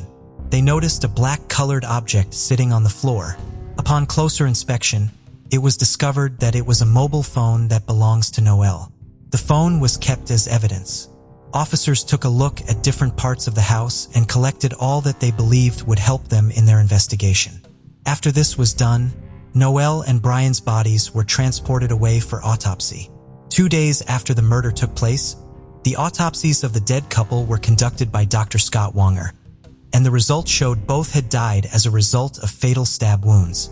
The result also made detectives believe that before Noelle died, she had tried to shield herself from her attacker. This was due to the defensive wounds to her hands, arm, legs, and feet. The result of the autopsy allowed the couple's death to be ruled as a homicide, and Detective D. Engelman was one of those placed in charge of investigating the case. The first thing he did was interview the friends and families of the deceased couple. One of those that he interviewed first was Noelle's sister. When asked about what she knew, she told the detective about the party that had been organized the night before the murder and stated the number of people that had been present. In addition to this, she revealed to the detective that her sister, Noelle, was selling marijuana and that the majority of people who had attended the party were there because they wanted to purchase the drug. She also mentioned the missing TV and VCR she had noticed. On the 14th of June, 2017, detectives decided to take a closer look at the items that had been taken from the couple's home. They knew these items could potentially provide the answers that were needed to solve the case. Noelle's black mobile phone, which was found in the hallway, was examined for fingerprints. The process was carried out by latent print examiner Pam Shannon. Noelle's fingerprints were found all over the phone. However, another fingerprint that did not belong to her was also found on it. Even though it was a partial fingerprint, detectives were not discouraged, but began working around the clock to find a match. At first, they speculated that the fingerprint might belong to Brian, but after checking through their database, they quickly discovered that they were wrong. The fingerprint belongs to 30-year-old Dustin, the couple's friend. Detectives realized that Dustin was among the people they had not interviewed and decided to do just that. The interview was conducted on June 17, 2017, which was a day before both Noelle and Brian's bodies were laid to rest. What detectives saw when Dustin sat down for an interview with them was a man who was still mourning the loss of his friends. When questioned, Dustin revealed that he had known Noelle and her sister for about 20 years, and went on to talk about the good times they had spent together. He told detectives that he was often at Noelle and Brian's house due to how close he was with them. When asked about the drug trade the couple was involved in, he responded that he was aware of it. Dustin also said that Noelle had about 2 to 3 pounds of marijuana, which was worth a lot of money. But according to him, no drug deal occurred on the night of the party. He also told Detective Engelman that after leaving the party, He had gone straight to his mother's house, also located within the city. He had not stayed there for long and had later gone on to a friend's trailer in New Haven, and that was where he spent the night. One final question for him. He looked Dustin in the eyes and asked if he went back to Noelle and Brian's apartment after leaving that night. Dustin responded that he hadn't, and with this, he was allowed to go home. Detectives decided to interview the friend whose trailer Dustin claimed he had spent the night at. On the 20th of June, 2017, which was 10 days after the murder, Dustin's friend was interviewed by detectives, and he was able to confirm that all that Dustin had said was the truth. He told them that he had been at work when Dustin arrived at his home, but he was able to get in because he had a spare key. With this, detectives had no further leads in the case and the heat of the investigation died down. Dustin remained on the police's radar. They strongly believed that he knew more than he was telling them. However, due to a lack of solid evidence, they could only watch and wait. It would take more than a year for the investigation to pick up once again. Detectives were able to locate an individual who had been in contact with Dustin at the time of the murders. The individual, whose identity was not revealed, told detectives that Dustin had called him on the morning of June 10, 2017, saying that he had a large amount of marijuana he wanted to sell. According to the unidentified individual, Dustin sounded uneasy over the phone. The marijuana he was trying to sell was high grade and was about 1 to 2 pounds. He told detectives that he had been surprised by the offer and wondered how Dustin had gotten the drug in his possession. This was because at the time, Dustin was broke and there was no way he could have bought so much. Dustin shot to the top of the detective suspect list. To confirm that what the unidentified individual had told them was the truth, they took a look at cell phone records, and it showed that phone calls had been exchanged between Dustin and the unidentified individual on the morning of the murder. Almost 3 months after this, detectives interviewed Dustin once more. This time around, the interview was not conducted by Detective Engelman, by Detective Brian Martin, also of the Fort Wayne Police Department. Dustin maintained all he had said the last time he was interviewed, but this time around, he added that he drank beer and smoked marijuana upon getting to his friend's trailer house in New Haven, and that was where he had been when he heard about the murder. They did not ask him about the marijuana he had allegedly tried to sell, but allowed him to leave. Detectives spoke with Dustin's friend who resided in New Haven, and he confirmed to them that Dustin was selling marijuana from his trailer on the day of the homicide. After this, detectives sat down to carefully review all the available information, and it suddenly dawned on them that nothing they had was solid enough to link Dustin to the murders or build a case against him. They needed something more that would prove beyond reasonable doubt that he had been Noelle and Brian's killer. And without this, there was little that could be done. The pace of the investigation slackened, and things went quiet in the blink of an eye. 5 years had gone by since the murder of Noelle and Brian. Then, just when detectives least expected it, another individual came forward and gave them a testimony that helped them finally solve the case. The individual was a man by the name of Tyler. He had not been happy with the way the investigation had dragged on for years, and so he decided to speak to the authorities and tell them everything he knew about the murder. "I just felt like I had to do the right thing," Tyler said. On July 28, 2022, Tyler was interviewed by detectives after telling them that he knew something about Noelle and Brian's murders. He revealed that he was friends with a man named Dean, and during one of their conversations, Dean had once informed him that his half-brother had carried out the killing. As it turns out, the half-brother who Dean had been talking about was none other than Dustin. According to what Dean told Tyler, Dustin had gone to the couple's house in the early hours of June 10, 2017 to steal some marijuana. He had believed that no one would be at home. Armed with only a knife, he had climbed through a window into the house and had proceeded to the bedroom to look for what he had gone there to steal. However, the noise he made woke Brian, and upon seeing that his cover was blown, he stabbed him. In the commotion, Noelle also woke up and Dustin stabbed her as well. She had, however, put up a fight, and he had responded by stabbing her multiple times.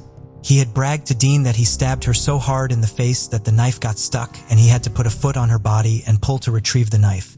After killing the couple, he had stole the marijuana and gone to his friend's place in New Haven, where he burnt his bloody clothes in a fire pit. By the time Tyler finished his narration, detectives could hardly believe their ears. They knew that, with the testimony, the case was closer to being solved than ever. But they had to confirm Tyler's word, and for this, they interviewed Dean, Dustin's half-brother. Throughout the interview, his words were consistent with what Tyler had earlier told them. On the 31st of October 2022, Dustin's cell phone was analyzed by an FBI detective. It was a final and important step that had to be taken to ensure that they were not chasing shadows. Well, as it turned out, the results of the analysis showed that Dustin had been near Noel and Brian's residence between 6:20 a.m. and 6:04 a.m. on June 10, 2017, which was the day of the murder. This was in contrast to what he told detectives about not going back there after leaving the party. In December 2022, officers arrested Dustin in Wells County and charged him with 2 counts of murder, 2 counts of felony murder, and 2 counts of robbery resulting in bodily injury. Detectives are pleased that they had finally brought the case to a close by making the arrest. They were also grateful for the witnesses who came forward and provided crucial information that was helpful to the case. If it was your family, your loved one who was taken from you in a violent way, you would want someone with that information to come forward. You would hope they would do it right away. But if they come forward at all and can provide that information and sit down with us, it usually brings good stuff to the case that we can use and move forward with evidence. Detective Martin told the media following Dustin's arrest. At the moment, Dustin remains in jail, awaiting punishment for his crime. It is a relief that Noel and Brian's murder has been finally solved. And through this, their families have been able to get the much-needed closure that they deserve.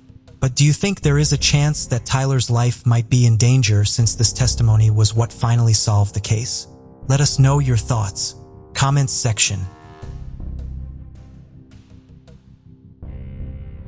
Alicia Navarro is known as a bright and caring young girl with dreams of becoming a surgeon someday.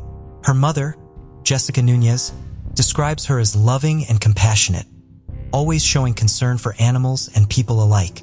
Despite facing some challenges in school, Alicia threw herself into her studies and excelled in her subjects. Jessica mentioned that Alicia had developmental delays as she grew up, such as learning to walk and being a picky eater from a young age. Alicia had specific preferences, often wearing the same clothes repeatedly and preferring to wear sweaters regardless of the weather. As Alicia got older and was still facing some challenges, Jessica and her husband took her to the doctors for an evaluation. Alicia was then diagnosed with Asperger's syndrome. As of 2013, Asperger's syndrome is no longer given as an official diagnosis, as it became part of the umbrella diagnosis of autism spectrum disorder. Alicia was also diagnosed with generalized anxiety disorder. She had a small but close group of friends she had known since childhood, but Alicia mostly kept to herself a lot of the time. She often found it difficult, sometimes impossible, to leave the family home due to her anxiety. Sometimes Alicia would be so distressed about the thought of leaving home, she would curl up in a ball on the floor and scream. Jessica said she wishes she had picked up on certain things earlier to obtain a diagnosis quicker, as by the time she was diagnosed, Alicia was coming up against the challenges of hormonal changes too. Alicia had a big passion for gaming and spent a lot of time in various online communities, often staying up throughout the night to play and interact with people on games, chat rooms, and servers. Jessica had several conversations with Alicia about internet safety and protecting herself online. It came to her attention that someone was asking Alicia for private information. The person she was talking to then asked her if she liked stuffed animals and said, "I can be your stuffed animal." After this, Jessica took her phone away for a while to monitor things more closely and reported this unsettling encounter to the police, but nothing came of it. Jessica did her best to carry on watching her daughter's online activity as much as she could, but believed that Alicia now understood the dangers of the kind of people that were out there online. Sometime before she went missing, changes in Alicia's personality started to happen. Alicia had asked for makeup and body sprays, another puzzling change, Jessica thought. She had never shown any interest in these things before, especially because of her sensory challenges. Anything that smelled too strong, Alicia would actively avoid. Her taste in music and clothing also started to change too.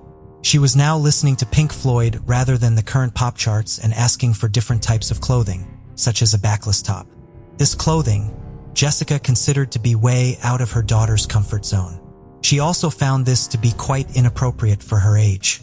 In the months before she went missing, Alicia became obsessed with getting hold of a particular comic book called Demon in a Bottle, which was from the Iron Man series. It cost around $200, but Alicia was so desperate to own it and Jessica ended up buying it for her. But when the comic book arrived, Jessica was surprised to see her daughter didn't open or read it. In fact, she hardly even seemed to look at it. Alicia also started asking to go out with friends, and everyone recognized what a massive step this was in many ways. One day, she went to the mall with 2 male friends from school, staying out with them for a few hours. One of the boys knew that Alicia was skilled in coding and wanted her to join the school robotics club. When Alicia came home that day, she commented to her mom that she liked how one of the boys looked and said that he was very physically fit. After this, Alicia started to focus on health, fitness, and working out herself. Everyone was happy to see such progressive changes in Alicia, and her family was so proud of the leaps she was making socially.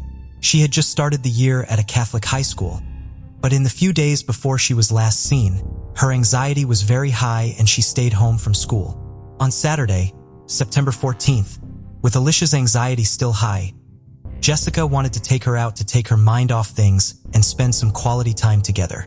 Alicia got her eyebrows threaded and the pair went to get McDonald's so she could eat one of her favorite foods, McDonald's chicken nuggets. Jessica recalled that Alicia was in good spirits and the pair had a really lovely day together. Around 1 a.m. on what was now September 15th, Jessica was up and waiting for her husband to come home from work. Jessica heard Alicia laughing upstairs before coming downstairs to grab a glass of water. She was chatty and happy and asked her mom why she was still awake and when she was planning on going to bed. After this, she returned to her room. At around 2 a.m., Jessica's husband returned home and he stayed up to watch TV. Jessica then headed to sleep with her youngest 2 children in their room, and her husband eventually fell asleep on the couch, exhausted after working 2 jobs that day. A few hours later at 7 a.m., Jessica was making breakfast for her husband and Alicia's brother and sister. Jessica said that Alicia didn't often join the family for breakfast, and instead liked having a Starbucks at around 11 a.m. on Sunday mornings. But as she was preparing breakfast, Jessica noticed that the back door was slightly open. Assuming that her husband may have forgotten to shut it after letting the dogs out, she initially didn't think much of it. But when he confirmed he hadn't left it open, Jessica became worried that someone had broken in. She sent her husband upstairs to check on Alicia, but Alicia wasn't in her room and she was nowhere in the house. Jessica went outside and saw some chairs stacked against one of the walls at the edge of their backyard. It had rained heavily the night before and there was only one pair of footprints in the mud leading away from the house. It was Alicia's pair of Vans. There was another bit of wall near the gate which had a shovel leaning against it, which looked to have been used by Alicia to climb onto to get over the gate. The gate was unlocked and she could have pushed it open. However, it is thought she jumped over it to avoid making any noise. A note was found on Alicia's desk that read, "I will be back, I swear. I'm sorry. Alicia." Handwriting analysis confirmed this was written by Alicia Navarro. She had taken her small backpack which had cat ears on it, as well as her silver MacBook Pro, her iPhone, her $200 comic book, and some makeup. But her charges for devices and her medication were all left in her room. People think this did indicate to a certain degree that she had every intention of returning home at some point. Others also speculate she may have taken the comic book with her to give to someone as a gift, which is why potentially Jessica didn't see Alicia open or read it. Jessica thinks that her daughter may have been wearing a sweatshirt, a white wash denim skirt, and her black and white Vans. The whole situation was more than just simply out of character for Alicia, and Jessica was petrified. Jessica said that as well as Alicia struggling to leave the house, she couldn't take public transport by herself and would find it impossible to cope with being out in public, alone and fending for herself. She immediately called the police. Jessica had to fight hard to get a silver alert on Alicia's case. A silver alert is a type of public notification system that aims to broadcast information about vulnerable missing persons throughout the United States. For the Glendale police, this was the first silver alert that was issued for a child in Arizona. Looking at the way in which she left the house that morning, Alicia's family thinks she chose to exit through the back door rather than the front to avoid her neighbor's security camera, and to avoid waking her stepdad up, who was asleep on the sofa. Jessica still does not know whether Alicia got outside via hers or her husband's bedroom, or whether she went directly past her stepfather on the sofa, but nobody heard anything and the dogs were not alerted to any noise either. Since the start of the investigation, Jessica has fought tirelessly in so many ways to keep her daughter's case active, and initially, Jessica said it was very much down to her to go door to door and track down things like CCTV footage. Some of the surveillance footage Jessica managed to get from the neighbors' cameras showed a white truck entering and leaving the neighborhood around the time Alicia disappeared. On September 19th, just 4 days later, a reported sighting of Alicia came in. She was allegedly seen with a much older male who was covered in tattoos, and the pair were walking together at around 4 p.m. in La Pradera Park, just over a mile away from her home. Jessica went straight to the park to investigate this tip, and someone that was regularly at this park confirmed they saw the same pair and they believed the young girl to be Alicia. But due to no surveillance footage around the area, sadly nothing came of this potential lead. September 20th marked Alicia's 15th birthday and her family felt sure she would return for it. But her birthday came and went and Alicia did not come home or contact her family. Prior to her disappearance, Jessica had found a golf ball-sized hole in Alicia's window screen. Alicia told her mom that a bird had caused it, but after her stepdad inspected it further, he found that the hole had been cut from the inside and not damaged from the outside. Jessica now wondered if Alicia may have been throwing notes to someone out of the window. Alicia had expressed a desire to go to a Comic-Con event, and some wondered if maybe she had met with someone on the basis they would be going to Comic-Con together. This could have possibly been somewhere she could have got her comic book signed. And before her disappearance, Alicia told some friends she had plans to run away, possibly to California. There were Comic-Con events in California and other neighboring states around the time of and shortly after Alicia's disappearance. When the boys she met at the mall that day were spoken to, one of the boys said that Alicia had a burner phone and a backpack on her when she went to meet them that day. But Jessica said this is impossible because she dropped Alicia off and she had nothing on her. The other boy said that Alicia had spoken to him about running away and asked him if he wanted to go too. 10 days after she disappeared, the FBI got involved in the case. As well as talking to people in person, the police and the FBI knew Alicia was very tech-savvy and had a whole separate life online. This was something they were keen to look more closely at, believing that this would hold the answers to her disappearance.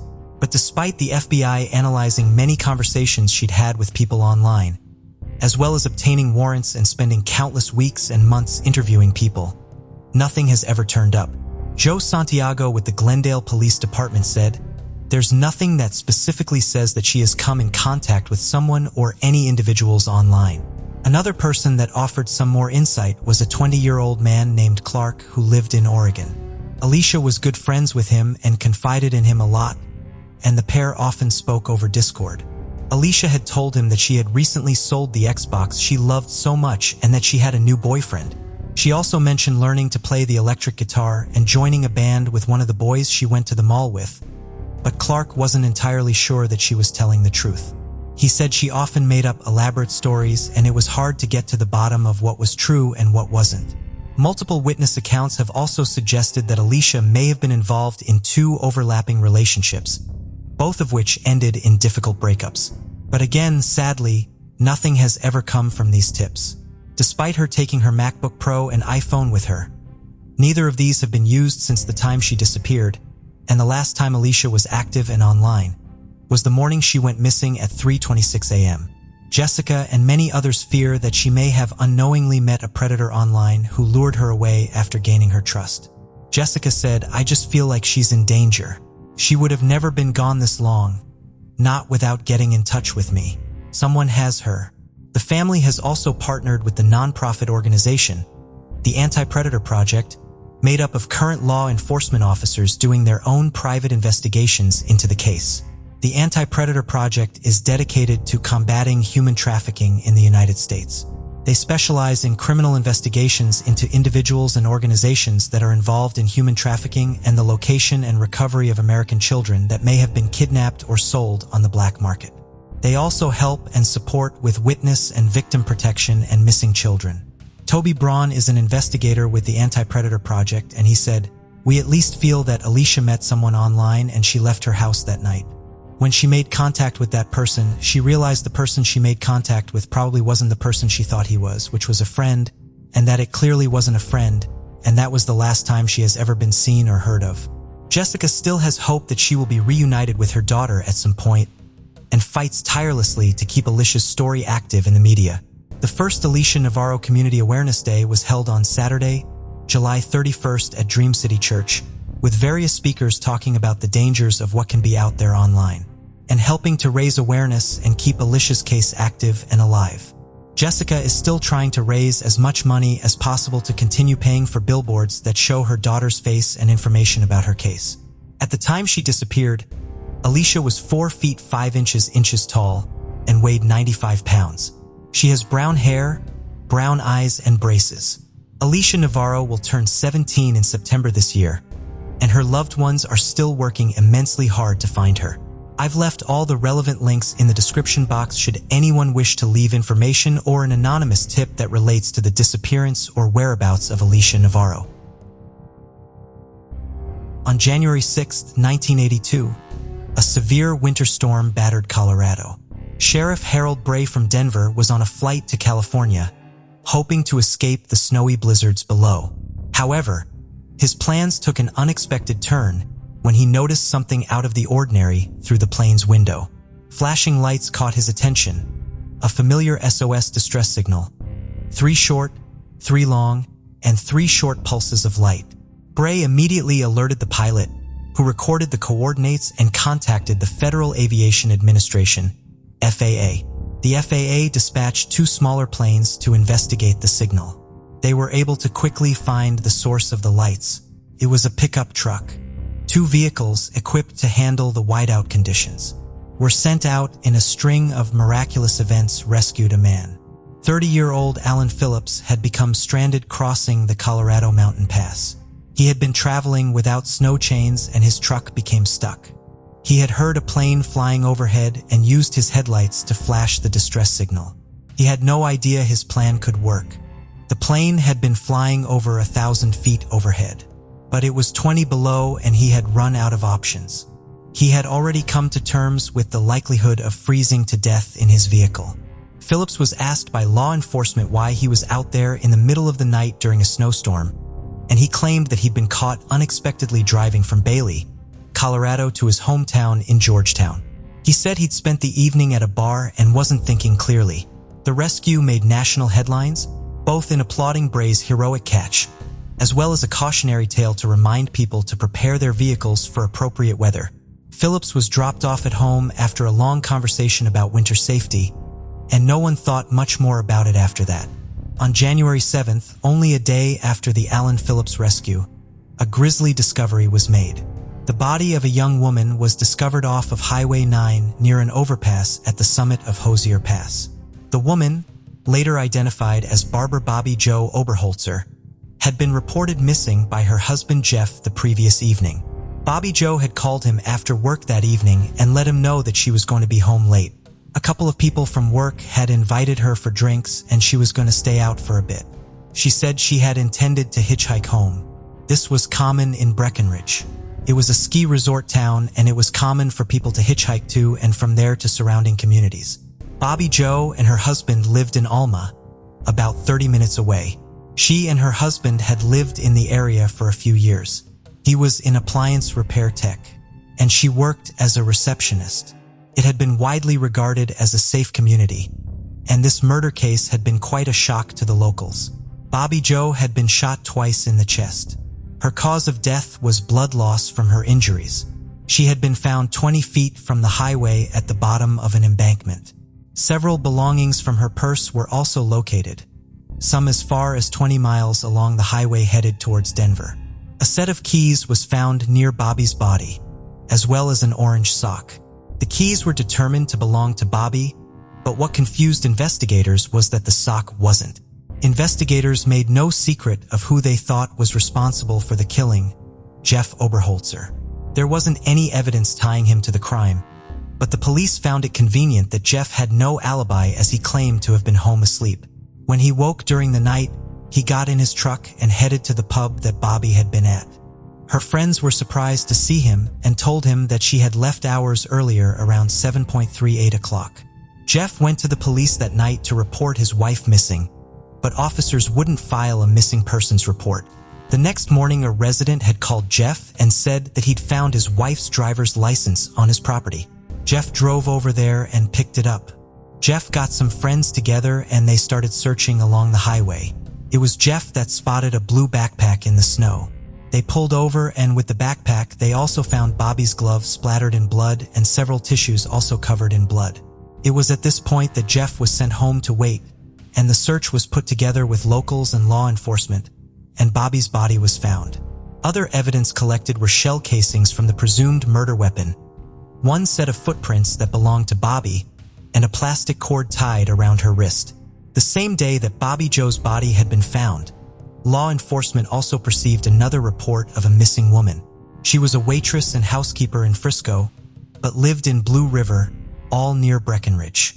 And like Bobby Joe, Annette was also known to hitchhike to and from work most days, and again for this community that was very normal. No additional evidence was found in connection to Annette's disappearance, and unfortunately due to bad weather, it had quickly been determined that if Annette's body was in a remote area like Bobby Joe's had been, it would be very difficult to recover after heavy snowfalls. Jeff was interviewed multiple times. He initially claimed to not know Annette, but later called officers to let him know that he'd met her once. He'd been watching the news and saw more photographs of her and realized he'd given her a ride months before her disappearance. Officers had asked Jeff to take a polygraph test, which he consented to and pass. He had always maintained his innocence as well as annoyance with law enforcement's insistence that he had something to do with his wife's murder. 6 months after Annette's disappearance, her body was located on July 6, 1982. She was found in a rural area in Park County, 20 miles from where she was last seen. She had been shot once in the back and had also died from blood loss from a gunshot wound. Annette had been sexually assaulted, and it appeared that she may have been redressed by her killer or been forced to redress quickly as her clothing was in disarray. Noticeably missing an orange sock. Officers put together a framework of what they believed had happened on January 6th. They estimated that Annette had been picked up first, around 5 p.m. The suspect drove her to a remote area, sexually assaulted her, and Annette had escaped the vehicle. Her killer had shot her once in the back and left her to die. The man then went back to Breckenridge, where he found a second victim, Bobby Joe, and abducted her. Bobby Joe had not been assaulted, and she had been shot in the chest twice, which led investigators to believe that Bobby Joe may have been trying to reason with her attacker. Jeff said that Bobby would never have accepted a ride from a stranger. He had always believed it was someone from the area that she knew that had committed these murders. Officers had always believed both murders were committed by the same man. Jeff was cleared years later by DNA evidence. Other suspects had been a cab driver who had assaulted a hitchhiker in 1982, and while in jail he had bragged to a cellmate about committing 2 murders and getting away with it. Another suspect was Henry Lee Lucas. Another serial killer, Tracy Petrelli. All were cleared by DNA. 2 other persons of interest were also cleared by DNA. Was that a woman that had been talking to Annette before her abduction, and a man whose photograph was found in Annette's wallet. Neither were identified or found for questioning. The case eventually went cold. It had been featured in the media several times and was the subject of Unsolved Mysteries in 1991. It had been a case that had been actively worked for decades. They had the killer's DNA both from Annette's body and on the tissues and glove from Bobby's, and what they needed was for technology to catch up. In 2021, the case was put forward by the Colorado Bureau of Investigation for Genetic Genealogy.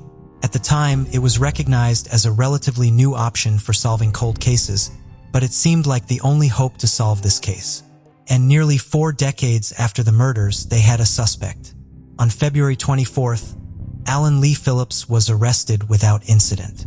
The 70-year-old mechanic was picked up in Dumont, Colorado, and arrested for 2 counts of kidnapping, murder, and assault.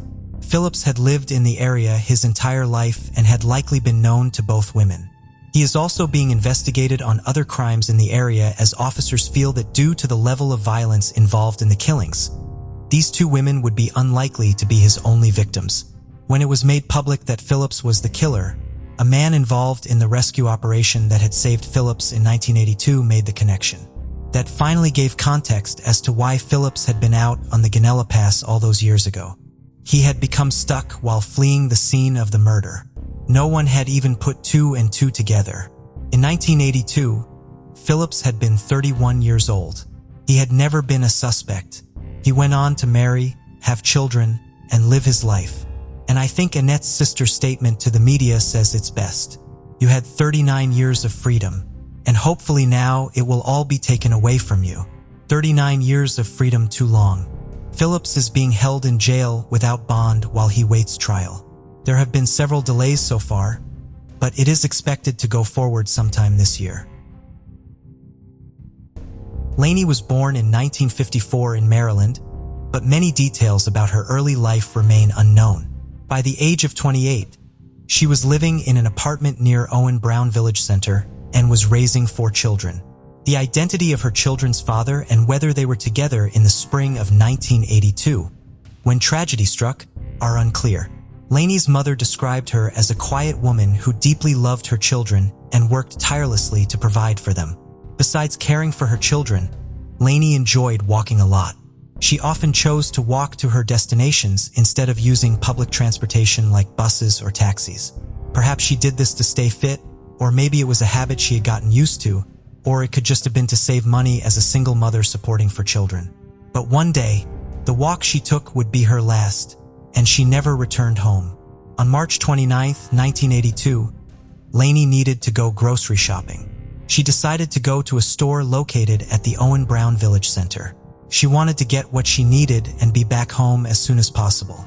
After writing a list of all that was needed and making sure that she had not forgotten anything, she stepped out of the house and made for the store. As usual, she was on foot and saw no reason to take a bus since where she was headed wasn't that far. It was a good day, the weather was fair, and there was no sign of rain. It seemed like just another regular day, but she had no idea that it would be her last on Earth. As she walked along Oakland Mills Road, a brown Ford LTD suddenly stopped beside her. She was a bit alarmed but continued walking, perhaps believing that whoever was behind the wheel had too much to drink. In a matter of seconds, the driver of the vehicle stepped out and, much to her surprise, he walked up to her. He was a white male with long hair and he had on a bandana. The strange man ordered her to get into the vehicle, but she remained where she was and stared at him. When he saw she was not obeying, he grabbed her and pushed her inside the vehicle. Her screams did not go unnoticed by those that were in the vicinity at the time, but no one was able to help her. The strange man who had abducted her got into the driver's seat of the vehicle and zoomed off. That would be the last time anyone saw Laney alive. A few hours after this occurred, Howard County Police received a call from an unknown individual. The individual did not state the reason why he had called, but instead provided them with detailed directions to a location. Here is the recording of the mysterious call. "Talk to me, please, emergency. If you were heading northbound on Route 32, you took the first left after Hammond High. Go down the end of that street, take a left. Go down the end of that street and take a right. There's a little court. Look over the side of the curb, please." Before the operator could ask the caller any questions, he hung up. The police had a turn-by-turn description of a place they were familiar with, but they had no idea if something bad had happened there. However, they decided to look into it rather than turn a blind eye. In no time, officers had gotten into their vehicles and were on their way. A few minutes later, they arrived at the location that had been described by the caller. It was a wooded area, and there were no signs of life anywhere. Due to this, the officers began to suspect that the call from the unknown man had been a prank. As far as they could see, nothing seemed out of place. Only the occasional call of birds and the rustling of leaves broke the silence. There was a piece of land nearby that looks deserted from a distance, but officers decided to check it out to make sure they were not missing anything. On reaching there, they saw something they were not expecting. The body of a woman was sprawled on the ground and she was covered in blood. A small pool of blood had also formed around her. When officers moved closer, they realized that she had several stab wounds to her body and her throat had also been cut open. They could hardly hide their shock at the discovery. A dead woman was the last thing they had expected to find in such a place. Apart from the body, the lot was empty, and there was nothing significant that gave a hint as to what exactly happened to the woman. The only item laying around was an abandoned napkin, which the officers presumed belonged to the dead woman. Paramedics were called to the scene, and the body was transported to the hospital. When it was finally identified, it turned out to be Lainey, who had been abducted earlier on her way to get groceries. Autopsy results revealed that she had died from multiple stab wounds, and in addition to this, that she had also been sexually molested. Her family were heartbroken by the news of her death, and they wondered who would have done such a cruel thing to her. "All I did was cry and ask. I wanted to know why." Katrina said of her mother's death, "What did she do that was so wrong? That she deserved what she got," she added. Detectives immediately began an investigation to determine exactly how Lainey had met her end and who the person behind the killing had been. When they asked around, they learned from eyewitnesses about how she had been forced into a vehicle by an unknown man. A description of the man was given to the police by those who saw him. Detectives knew that the person they were looking for was a white man with long hair. But apart from that, there was nothing tangible that could help them successfully identify him. Then there was also the mystery caller to think about. Detectives knew that if they could find and talk to whoever it was, he might be able to provide answers to some of the questions they had.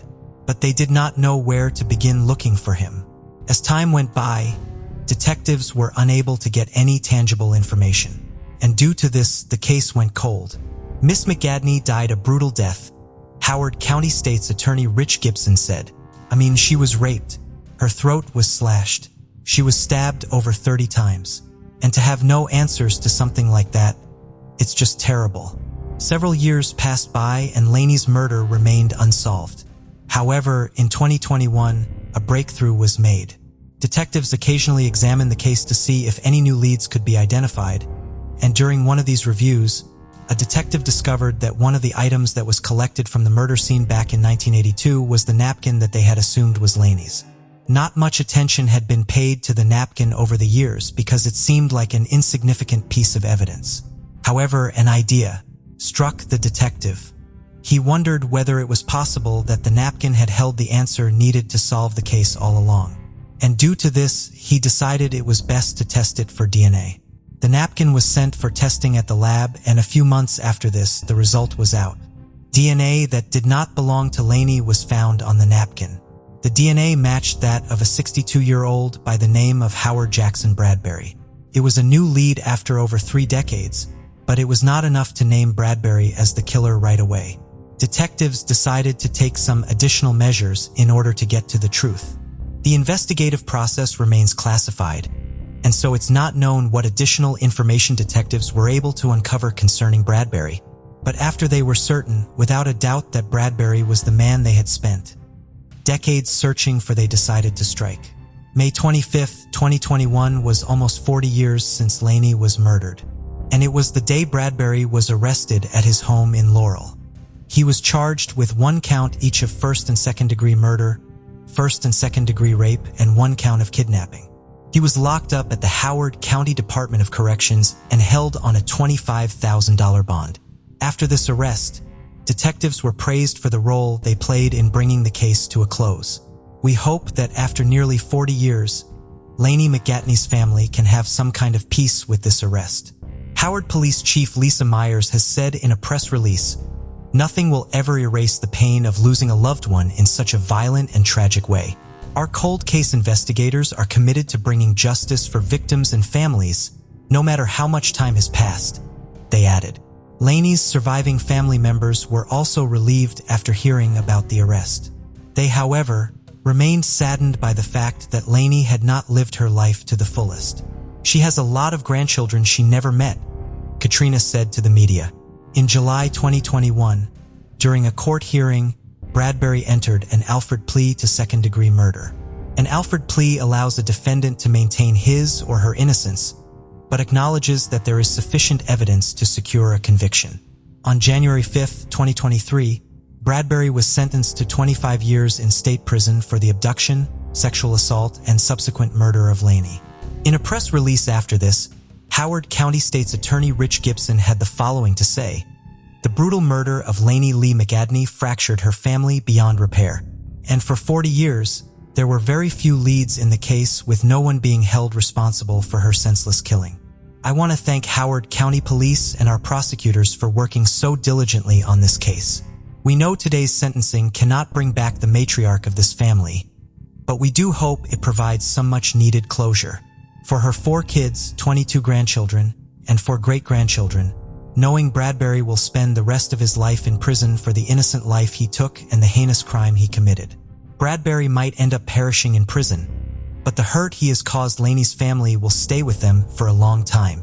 But why do you think Bradbury carried out the crime in the first place? Had he and Laney known each other? Or was this a random attack? Let us know your thoughts in the comments section. Thank you for joining us on this journey into the depths of unsolved mysteries. Cold cases not only challenge our understanding of the past, but also ignite our curiosity and determination for answers. Remember to subscribe to stay updated on our latest investigations. And if you have any information regarding the cases we've covered, don't hesitate to reach out. Together, we can shed light on the shadows of the past and bring closure to those who seek it. Until next time, stay vigilant, stay curious, and never stop seeking the truth.